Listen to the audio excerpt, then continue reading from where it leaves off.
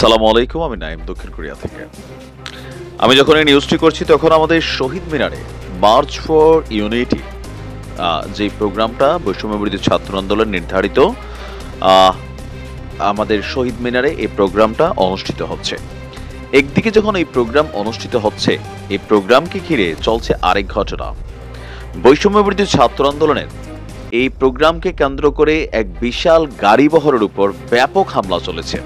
আর সেই হামলার জেরে রণক্ষেত্রে পরিণত হয়েছে একটা এলাকা, ধাওয়া পাল্টা ধাওয়ার ঘটনা ঘটেছে।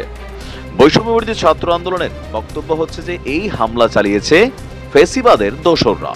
এখন দোসররা বলতে তারা কাদেরকে বুঝিয়েছে? ছাত্রলীগকে এখানে তারা মেনশন করছে, বা যুবলীগ আওয়ামী লীগকেও তারা মেনশন করেছে। আর এই ঘটনার প্ল্যাটফর্ম হচ্ছে আপনার বাগেরহাটে বৈষম্য বিরোধী ছাত্র আন্দোলনের মার্চ ফর ইউনিটির গাড়িবহরে হামলার ঘটনা ঘটেছে।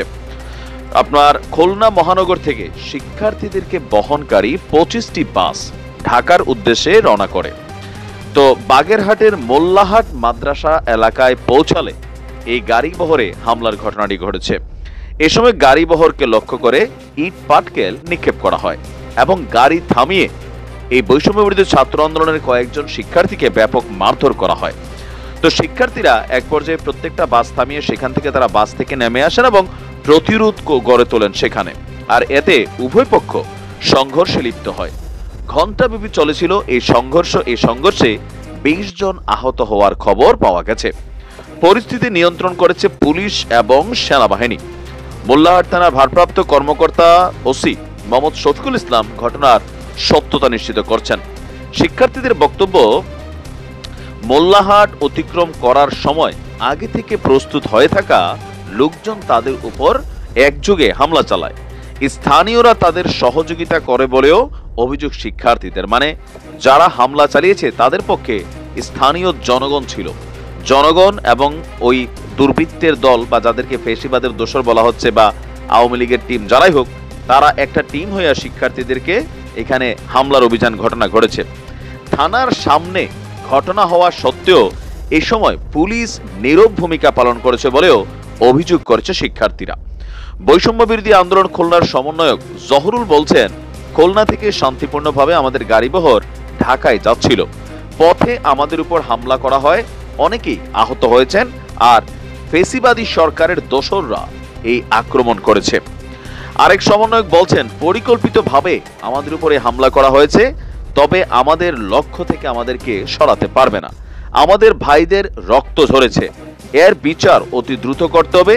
জড়িতদের আইনের আওতায় এনে দৃষ্টান্তমূলক শাস্তি নিশ্চিত করতে হবে। আর না হলে শিক্ষার্থীরা আন্দোলনের মাধ্যমে জড়িতদেরকে খুঁজে বের করবে বলেও হুঁশিয়ারি দিয়েছেন তিনি।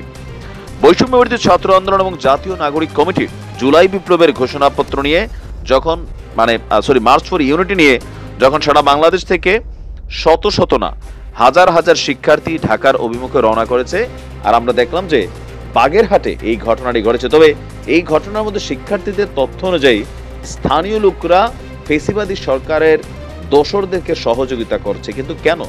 বাগেরহাট কি আওয়ামী লীগের কোনো নিশ্ছিদ্র দুর্গ নাকি? কি কারণ? আবার তাদের অভিযোগ অনুযায়ী সেখানে যারা পুলিশ ছিলেন, থানার সামনে ঘটনাটি ঘটছে, পুলিশও নীরব ভূমিকা পালন করেছে। এটাও একটা প্রশ্নবোধক চিহ্ন এই জায়গায়। তো এর বাইরে সারা বাংলাদেশ থেকে আমরা দেখছি শহীদ মিনার মোটামুটি ভালোই উপস্থিতি হয়েছে তাদের, যেমনটা তারা বলছিল যে এখানে প্রায় 1.5 থেকে 2 লক্ষ মানুষের গণজমায়েত করবে। হয়তো দিন শেষে আমরা সংখ্যাটা বুঝতে পারবো। তো এর বাহিরে আর তেমন কোনো ঘটনা ওইরকম ঘটেনি। বিচ্ছিন্ন ঘটনা হিসেবে আমরা এটাই দেখলাম। মোটামুটি বাকি আন্দোলন বা তাদের যে প্রোগ্রাম, সেটাকে এক ধরনের সফলই বলা যায়। তবে উপস্থিতির বিষয় নিয়ে এটা হয়তো আমরা এখনো সংখ্যাটা শিওর জানাতে পারছি না যে কি পরিমাণ মানুষের উপস্থিতি হয়েছে। ভালো থাকুন।